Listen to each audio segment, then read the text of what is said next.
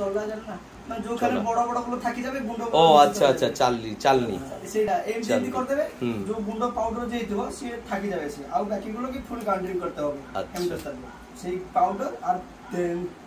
তুল বিচের আটা আর জল গুলিয়ে এরকম তার উপর দিয়ে পলিশ করা যাবে পলিশ লাগলে শাড়ির দাগগুলো দেখা যাবে না তারপরে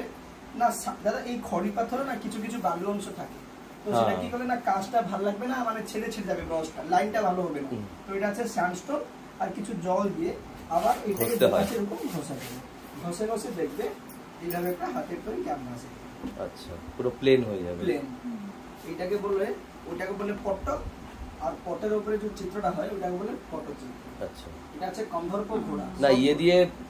একটা সাইডই তো ঘষা হয় না না না না দুটো সাইড ঘষা হয় কিন্তু যে সাইডটা কাজ হবে ওটা অল্প ঘষা হয়